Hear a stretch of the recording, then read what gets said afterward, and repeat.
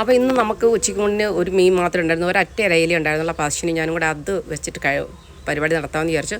അപ്പം ഞങ്ങളങ്ങനെ ചിരട്ടക്കനലിൽ ഇങ്ങനെ പൊള്ളിച്ചെടുക്കാമെന്ന് വിചാരിച്ചു. അതിനകത്ത് മുളക്, മഞ്ഞൾ, അതേപോലെ തന്നെ കുരുമുളക്, വെളുത്തുള്ളി, എല്ലാം, പിന്നെ കറിവേപ്പില, ഇതെല്ലാം കൂടി നമ്മൾ ചെറുതായിട്ടൊന്ന് വറുത്തിട്ട് അരച്ചെടുത്ത് അതിങ്ങനെ നേരം നന്നായിട്ട് കുറച്ച് പിന്നെ എന്താ പറയുക, നാരങ്ങാനീര് ഉപ്പൊക്കെ ഇട്ടിട്ട് നല്ല ഉലന്ന് പുരട്ടി കൊടുത്തു. അതിനുശേഷം നമ്മൾ ഒരു ഇലയിൽ ഇങ്ങനെ വെച്ചു. അതിൻ്റെ മുകളിലായിട്ട് കുറച്ച് കറിവേപ്പില ഇങ്ങനെ അടുക്കി വെച്ചിട്ടുണ്ട്. എന്നിട്ട് നന്നായിട്ട് ഞാൻ 2-3 ഇലയിലാണ് ഇത് പിന്നെ പൊള്ളിച്ചെടുക്കാൻ ഉദ്ദേശിക്കുന്നത്. കാരണം ഡയറക്റ്റ് നമ്മൾ കനലിലോട്ടാണ് ചെയ്യുന്നത്. അപ്പോൾ അത് മൊത്തം കത്തിപ്പോകാൻ സാധ്യതയുണ്ട്. പിന്നെ ഉള്ളു വേകുകയും ചെയ്യണമല്ലോ. അപ്പം ഹലോ ഗൈസ്, അപ്പം നമ്മൾ ഇതുപോലൊരു അടുപ്പ് ട്രഡീഷണൽ വാങ്ങിക്കണം. ചട്ടിയൊക്കെ വിൽക്കുന്ന കടയിൽ നമുക്ക് ഇതുപോലത്തെ കിട്ടും. അപ്പം ഇതുപോലെ ഒരെണ്ണം വാങ്ങിച്ചു കഴിഞ്ഞാൽ നമുക്ക് ഇതേപോലെ മീനൊക്കെ പൊള്ളിച്ചെടുക്കാൻ നല്ല സൗകര്യമാണ്. മഴ വന്നാലൊക്കെ ആണെങ്കിൽ നമുക്ക് മാറ്റി വെക്കാനൊക്കെ പറ്റും. അതിനകത്ത് വെള്ളം വീഴാതെ തന്നെ നമുക്കൊരു എന്തെങ്കിലും ഒരു പ്ലാസ്റ്റിക് കൊണ്ട് ഇട്ടാൽ മതി. ആവശ്യത്തിന് നമുക്ക് ഉപയോഗിക്കാം. അത് അടുപ്പ് കത്തിച്ചൊരു ഫീലും ഉണ്ടാകത്തില്ല, പുകയൊന്നും ഉണ്ടാകത്തില്ല.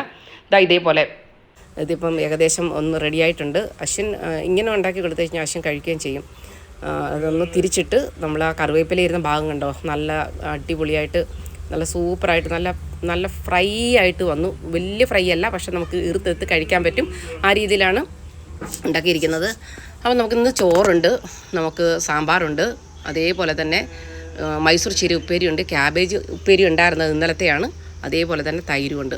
അങ്ങനെ മീനും കൂട്ടി അങ്ങനെ അശ്വിന് മീൻ കണ്ടാൽ തന്നെ അശ്വിന് ഭയങ്കര ഇഷ്ടമാണ്. അപ്പം അവൻ വെള്ളം കുടിക്കണമെങ്കിൽ മീൻ വേണമെന്ന് വിചാരിക്കുന്ന ഒരാളാണ്. അങ്ങനെ മീനൊക്കെ കൂട്ടി ഇങ്ങനത്തെ കഴിക്കണം കണ്ടോ.